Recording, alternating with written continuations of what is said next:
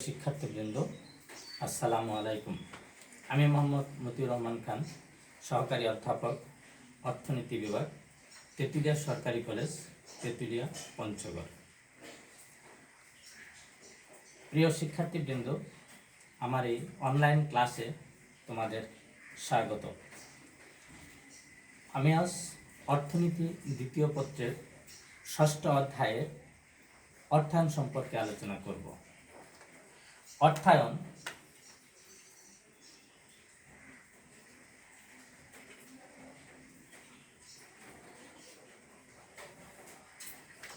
অর্থায়ন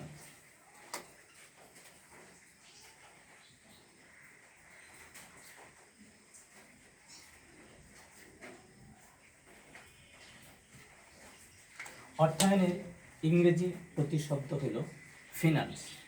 ফিনান্স শব্দটি ইতালিয়ান শব্দ ফিনিশ হতে উদ্ভূত। ফিনিশ হতে উদ্ভূত, যার অর্থ হল সংগ্রহ করা। উৎপত্তিগত দিক থেকে ফিনিশ শব্দের অর্থ হল সংগ্রহ করা। এই ক্ষেত্রে ফিনান্স শব্দের আবিধানিক অর্থ হল অর্থায়ন, অর্থ সংগ্রহ করা। শুধুমাত্র অর্থ সংগ্রহ করাকেই অর্থায়ন বলা যায় না। অর্থ সংগ্রহ করার পর সেই অর্থ সংরক্ষণ, সুষ্ঠু পরিকল্পনার মাধ্যমে সেই অর্থকে উন্নয়নমূলক কাজে লাগানোর প্রক্রিয়াকেই বলা হয় অর্থায়ন।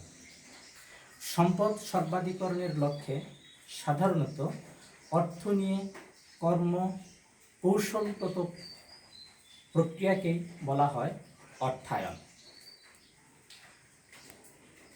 অর্থায়নের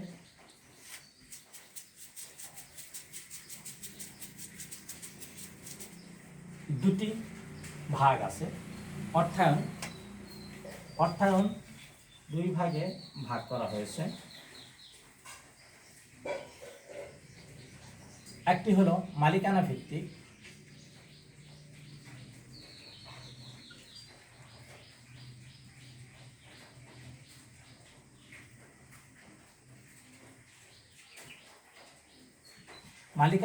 অর্থায়ন। আরেকটি হলো সময় ভিত্তিক অর্থায়ন।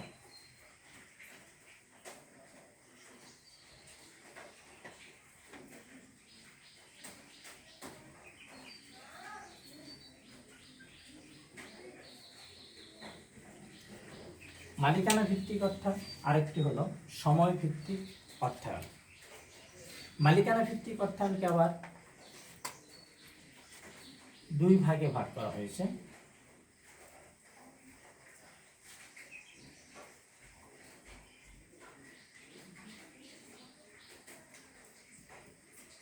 সরকারি অর্থায়ন,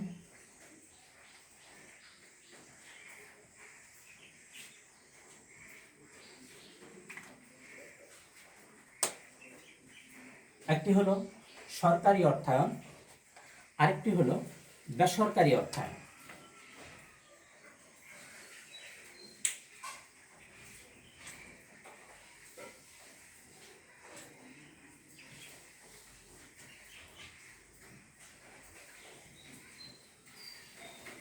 বেসরকারি অর্থায়নকে আবার তিন ভাগে ভাগ করা হয়েছে। একটি হলো ব্যক্তিগত অর্থায়ন, আরেকটি হলো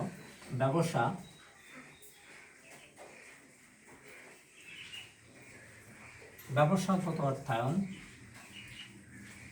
আরেকটি হলো অব্যবসায়গত অর্থায়ন।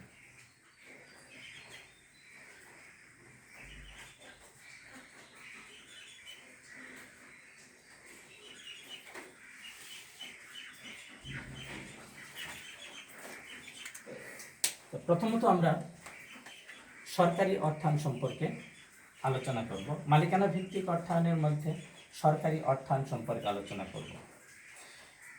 একটি দেশের সরকার তার সার্বিক উন্নয়নের জন্য অর্থায়ন করে থাকে, মানে অর্থ সংগ্রহ করে থাকে। অর্থ সংগ্রহ করার ক্ষেত্রে তাকে বিপুল পরিমাণে অর্থ বিভিন্ন উৎস হতে সংগ্রহ করতে হয়। সরকার সাধারণত দেশের জনগণের কাছ থেকে কর ধার্যের মাধ্যমে, রাজস্ব করের মাধ্যমে অর্থ সংগ্রহ করে থাকে। অর্থ সংগ্রহ করার যে প্রক্রিয়া সেটা বিভিন্ন রকম।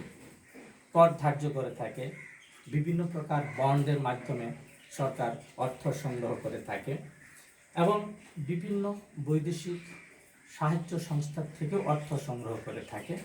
সর্বোপরি দেশের মধ্যে আরও অর্থের প্রয়োজন হলে টাকা ছাপিয়েও অর্থ সংগ্রহ করে থাকে।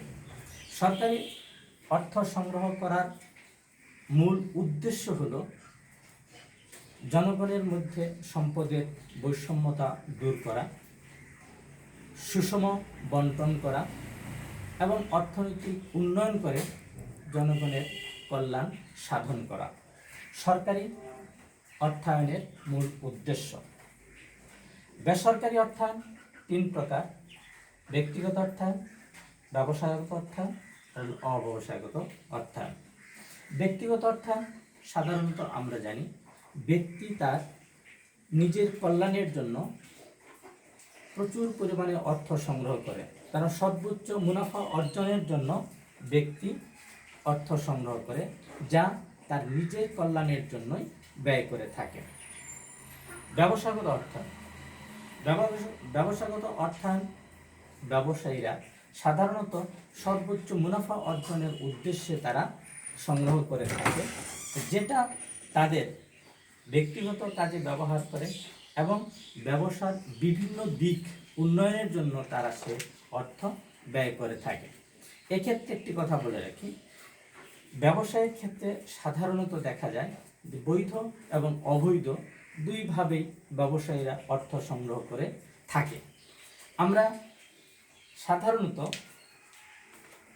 অবৈধ অর্থের কথা আমরা বলবো না, আমরা বলবো বৈধভাবে।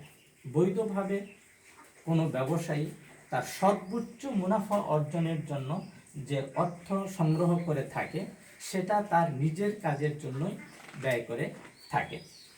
অব্যবসায়গত অর্থায়ন, অব্যবসায়গত অর্থায়ন হলো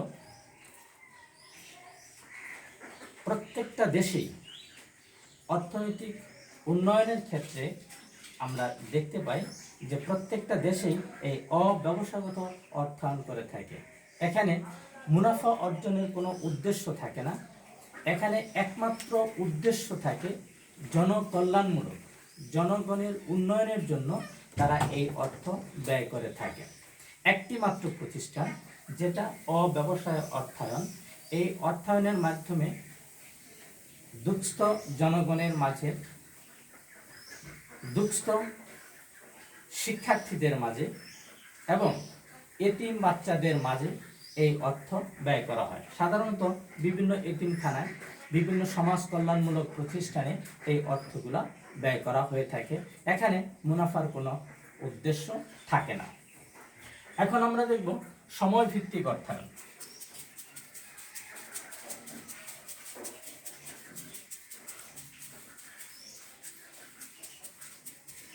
সময়ভিত্তিক অর্থায়নকে তিন ভাগে ভাগ করা হয়েছে। সময়ভিত্তিক অর্থায়নকে তিন ভাগে ভাগ করা হয়েছে। এক নম্বর হলো স্বল্প মেয়াদী।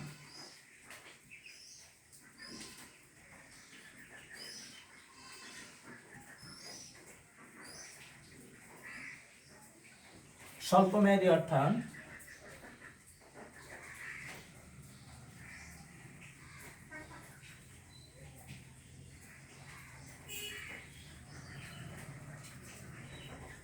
মধ্যমেয়াদী অর্থায়ন এবং